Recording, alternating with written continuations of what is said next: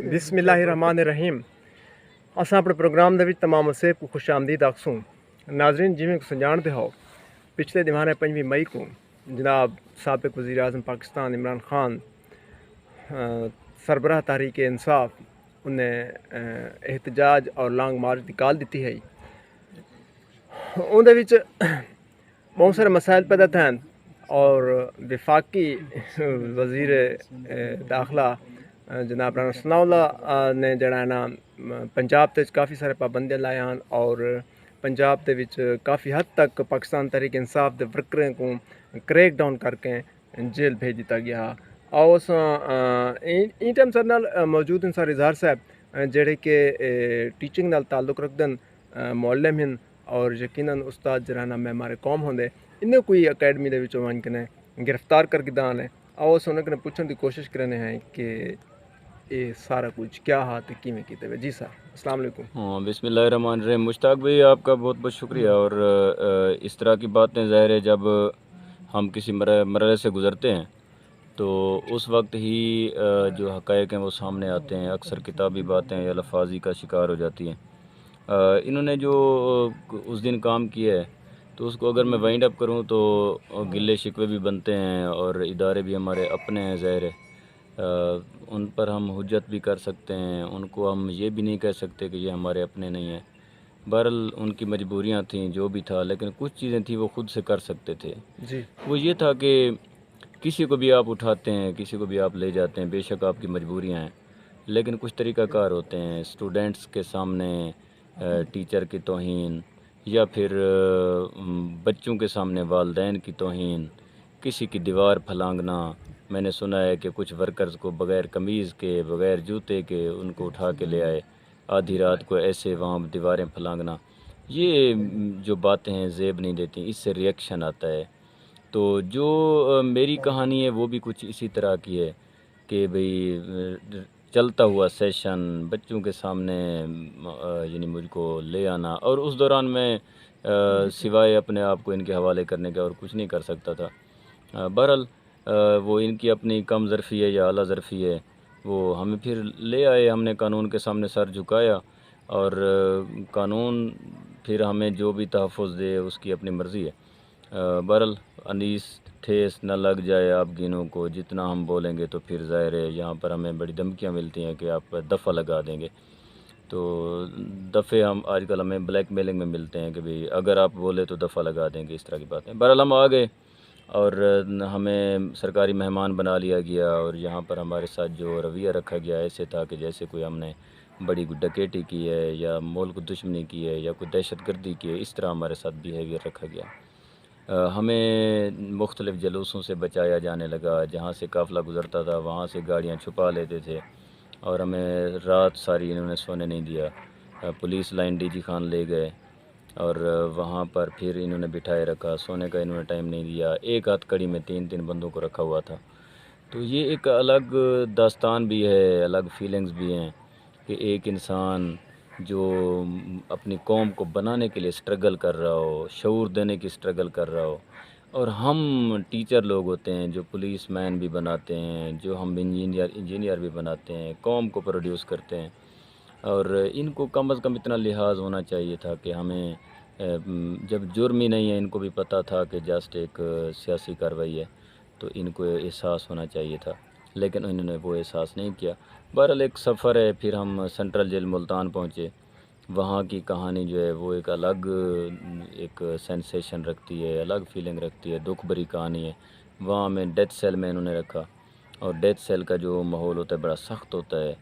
वहाँ का माहौल, वहाँ का खाना, वहाँ की जो सख्ती, और वहाँ पर बोलने पर भी पाबंदी, ज़्यादा किसी के साथ डिबेट करने पर भी पाबंदी, और वहाँ पर हक़ मांगने पर भी पाबंदी। यानी मैंने अगर वहाँ पर जाकर पानी मांगा है कि भाई मुझे ये पानी नहीं चाहिए, मेरी तबीयत का इशू है, तो मुझे बाहर से पानी दें या फ़िल्टर का पानी दें, तो मैंने बहरहाल एक चीज़ बार बार सुनी है मुश्ताक भाई जी, कि जहाँ भी हम एहसास दिलाते थे कि यार आप अच्छा नहीं कर रहे, आप भी तो हमारा अपना महकमा हो, हमारी अपनी पुलिस हो, हम आपके अपने हैं, हमने कोई जुर्म नहीं किया, तो उसके रिस्पांस में एक बात आती थी کہتے ہیں بولے نہیں ہم ایسی دفعہ لگائیں گے آپ چھوٹتے رہ جائیں گے. اٹ مین قانون ان کو پتہ نہیں عجیب سا ان لوگوں نے مائنڈ بنایا ہوا ہے کہ ہر چھوٹی بات پہ ہم دفعہ لگا دیں گے, ہر چھوٹی بات. پھر وہ جو میرے ساتھ دوست تھے وہ مجھے کہتے یار خدا کا واسطہ تو نہیں ڈرتا, تو یہ ہم پھنس جائیں گے, ہم تو پکے ہو جائیں گے. اور یقین کریں میں یہ تو بات اگر مجھے یہ بات عدالت تک پہنچ جائے, عدالت ہی مجھے بلا لے کہ اظہار کس نے تجھے دھمکیاں دی تھیں قانون کی اور دفعہ لگانے کی. جب میں نے پانی مانگا میں نے کہا سر میں جیل کا پانی نہیں پی سکتا, یہ لیزدار پانی ہے, گندا ہے اور کھانا یہاں کا بڑا گندا ہے, تو میں صرف پانی اور بسکٹ پہ گزارا کروں گا. تو مجھے انسپیکٹر نے 3 اسٹار غالباً انسپیکٹر ہی ہوتا ہے, اس نے مجھے کہا کہ کہتے یہ کھانا تجھے کھانا پڑے گا, یہی پانی پینا پڑے گا, ورنہ ہم تجھ پر ایسی دفعہ لگائیں گے کہ تو چھوٹتا رہ جائے گا. اب وہاں پر مجھے ایز اے ٹیچر میں تو آبزرو کرتا ہوں رویوں کو, میں سوچ رہا تھا کہ جس پولیس کے انسپیکٹر کا لیول یہ ہے کہ بھئی ایک بیسک چیز پانی مانگنے پر بھی اگر دفعہ لگتی ہے تو بیچارہ نہ بولنے والا کیا کرتا ہوگا. پھر میں نے ان کو ایک بات کہہ دی, میں نے کہا آگے ہوتا جو, میں نے کہا یار اگر میری جگہ پہ حمزہ شہباز بیٹھا ہوتا تو پھر آپ اس کو یہ پانی پلاتے یا پھر قانون آپ کا تبدیل ہو جاتا. اس پر وہ لاجواب ہوا. میں نے کہا ایک بھگوڑے کو اسی قانون نے لندن پہنچا دیا ہے, وہ کنوکٹڈ تھا, آپ نے اس کو پروٹوکول کے ساتھ بھجوا دیا. ڈاکٹر آیا تو ڈاکٹر کے سامنے میں نے یہ احتجاج کیا, میں نے کہا یار آپ ڈاکٹروں نے ایک بھگوڑے کو ادھر پہنچا دیا, وہ کنوکٹڈ تھا, لیکن ہم پر اتنی پابندی کیوں ہے جبکہ خود کہتے ہو کہ آپ پی ٹی آئی ورکرز ہیں. بھئی پانی بیسک نیڈ ہے انسان کی, اب وہ بھی ہمیں نہیں دینا چاہ رہے. یہ ایک پھر اس نے ایک بات کی جو اعلیٰ حکام تک جائے تو ان کو بھی میرے خیال میں شیشے میں دیکھ کے اپنے مونچھوں پہ ہاتھ پھیر کے پھر شرم آنی چاہیے. انہوں نے کہا کہ آج ہمیں جو ہدایات ہیں وہ یہ ہیں 302 والا مجرم بھاگتا ہے تو بھاگ جائے, پی ٹی آئی کا ورکر نہیں بھاگنا چاہیے, پی ٹی آئی کے ورکر پہ کوئی رعایت نہیں ہونی چاہیے. میں کہتا ہوں ڈوب کے مر جائیں, شرم آنی چاہیے آپ لوگوں کو. اس طرح حکومتیں نہیں ہوتی. جمہوریت کے نام پہ یہ میں آپ کے ریلے دیکھتا رہا تھا, آپ کے یہ جو لانگ مارچ نکلتے رہے جمہوریت جمہوریت جمہوریت. بھئی یہ جمہوریت تھی 1980 کے مظالم کو آپ نے دہرایا جب ضیاء نے پیپلز پارٹی پہ انتہا کے مظالم ڈھائے تھے. یعنی میں پھر کہتا ہوں مجھے اچھا پھر ایک بات پہ وہ 3 اسٹار جو بڑا فن خان بنا ہوا تھا اس کو میں نے کہا آپ مجھ پر دفعہ لگانا چاہتے ہیں, کہتے ہیں ہاں دفعہ لگاؤں گا اور تو چھوٹے گا نہیں. میں نے کہا سر پھر بھی تو آپ نے مجھے جیل لے جانا, اپنا ادھر لے جانا ہے نا عدالت کے سامنے. کہتے ہیں ہاں. میں نے کہا عدالت میں جائیں گے میں پھر جج سے پانی مانگوں گا.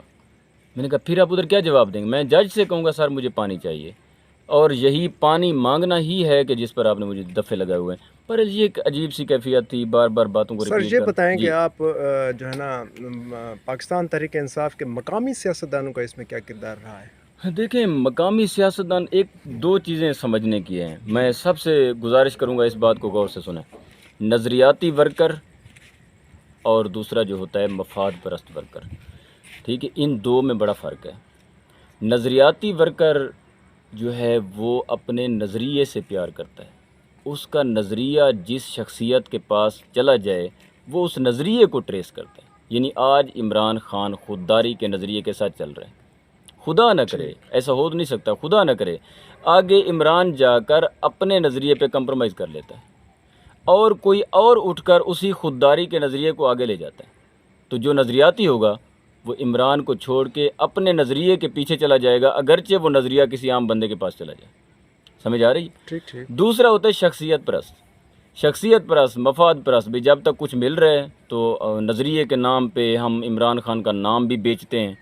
ٹھیک ہے بھئی, ہم عمران خان کے نام پہ سہولتیں بھی لیں گے. یعنی اپنے خان کا نام بیچنا, اپنی تحریک کا نام بیچنا, اور پھر جب تھوڑا سا کڑوا گھونٹ پینا پڑے تو پھر فوری بائے بائے عمران خان کہہ دینا, بائے بائے فلاں کہہ دینا. یہ نظریاتی لوگ نہیں ہوتے. اچھا پھر آپ کا کیا موڈ ہے, آگے چلیں گے تحریک انصاف سے؟ میں کیا کہہ رہا ہوں, میری بات 2 دن پہلے جو جاری ہوئی میں پھر کہہ رہا ہوں. میں کہتا ہوں میرا نظریہ خودداری ہے. عمران خان کے ساتھ اگر میں کھڑا ہوں وہ اس لیے کھڑا ہوں کہ وہ میرے ملک کے لیے لڑ رہے. میرا وہ ملک جو بڑی مشکل سے ملا تھا, قائد اعظم نے ہمیں لے کر دیا, مسلمانوں کی قربانیاں ہیں, وہ اس نظریے کو لے کر, اچھا لا الہ الا اللہ کو لے کے چل رہے.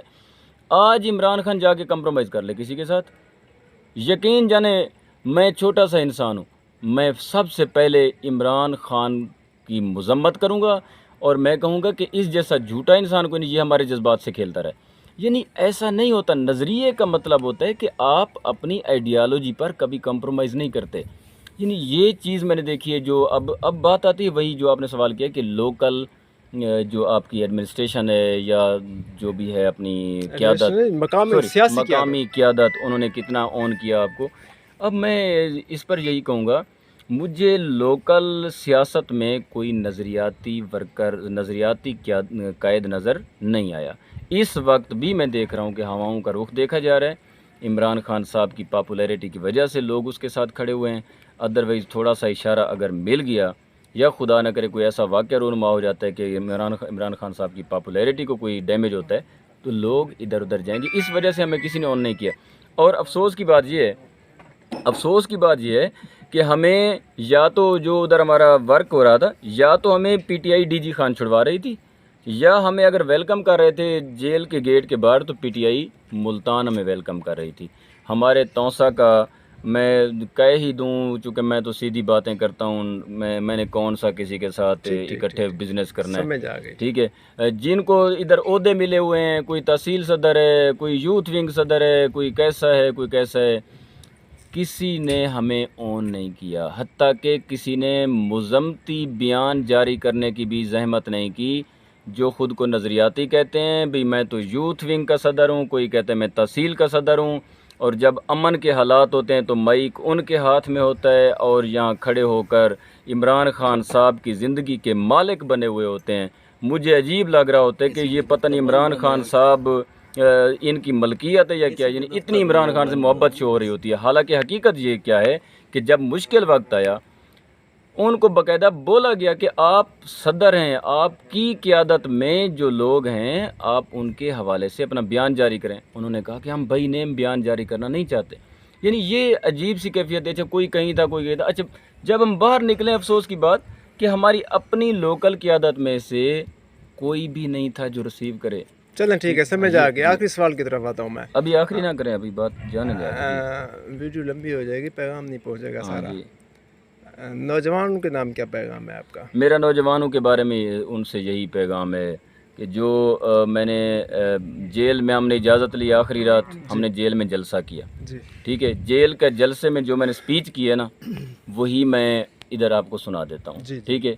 ادھر میں نے سپیچ کی ہے, وہاں پولیس والوں کو میں نے مخاطب کیا. پولیس والے کھڑے تھے, پی ٹی آئی کے تھے, ان کو میں نے مخاطب کیا. میں نے کہا اگر عمران خان صاحب دھرنے پہ بیٹھ جاتا ہے, ہمیں اگر ادھر کئی مہینے رہنا پڑتا ہے, ٹھیک ہے, یاد رکھیں اس طرح کی باتوں کو اکثر لوگ کہتے ہیں بھی فلاں بندہ جنونی ہو گیا. نہیں, یہ جنونی نہیں ہے, یہ ایک عشق کی داستان ہے, یہ ایک جذبہ ہے. میں نے کہا اگر ہمیں یہاں رہنا پڑتا ہے, میں نے پولیس والوں سے مخاطب ہو کے کہا کہ میں نے کہا کہ اگر میری ڈیتھ بھی اس جیل میں ہونے لگ جائے تو میرے مرتے ہوئے جسم کو کسی خوددار ملک میں لے جانا, میری سانس اس غلام ملک میں نہیں نکلنی چاہیے. اور میں نے کہا اگر تدفین بھی کرنی پڑے کسی خوددار ملک میں تدفین کر دینا, کسی غلام ملک میں میری تدفین بھی نہ کرنا. اور میں نے ان سے کہا کہ میں پاکستان کی آواز ہوں, میں اپنی قوم کی آواز ہوں. تم کس لیے بھرتی ہوئے تھے؟ تم بھرتی ہوئے تھے میرے تحفظ کے لیے. آج تم کس کے اعلی کار بنے ہوئے ہو؟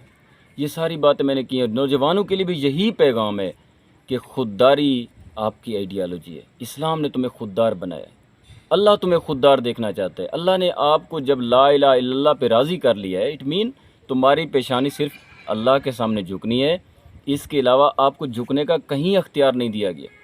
جب اتنی خوددار دیکھنا چاہتا ہے تمہارا اللہ تم کو, تم کیوں روزی کو مجبوری بنا کر کسی کے سامنے جھکتے ہو؟ کسی کو کہتے ہو, کہیں کہتے ہو ہماری جاب کا مسئلہ ہے. مجھے مشورے دیے جاتے ہیں سر آپ کی روزی تنگ ہو جائے گی, سر آپ اس طرح کھل کے نہ بولیں, ادارے ناراض ہو جائیں گے. میں کہتا ہوں ادارے سمجھیں کہ وہ ہمیں اون کریں, ہم ان کے اپنے ہیں, ہم ان کے اپنا ٹیکس دیتے ہیں ان کو پیسے دینے کے لیے, فیسیلیٹیٹ کرنے کے لیے.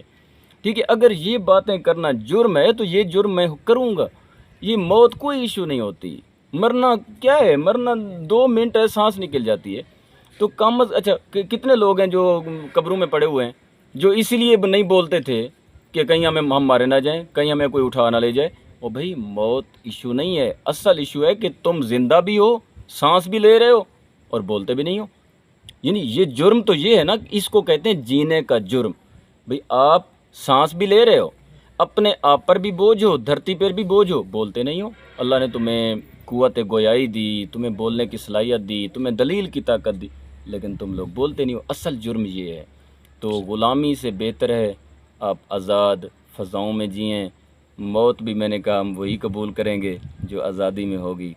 और जो मुल्क ग़ुलाम हो जाए, जिसकी क़यादत ग़ुलाम हो, मैंने कहा अगर मैं इस जेल में मरने लग जाऊं तो मैंने कहा मेरी वसीयत है, वसीयत पूरी करना वाजिब होता है। मैंने पुलिस वालों से मुखातिब होकर कहा कि मेरे मरते हुए जिस्म को किसी खुददार मुल्क में ले जाना, मुझे ग़ुलाम मुल्क में जीना नहीं आता। आगे किसी को जो भी लगे, अगर ये सिस्टम ऐसे चलना है तो इस सिस्टम से मैं बगावत करूंगा आने वाले वक्तों में। अगर ये सिस्टम ऐसे चलेगा कि एक ईमानदार लीडर को हम उठा के बाहर फेंकेंगे, चोर उचक्कों को इस मुल्क पे मुसल्लत करेंगे, तो मैं वाज़े कह रहा हूँ कि ये चीज़ हम किसी सूरत बर्दाश्त नहीं कर सकते। ٹھیک ہے سر we will fight till death.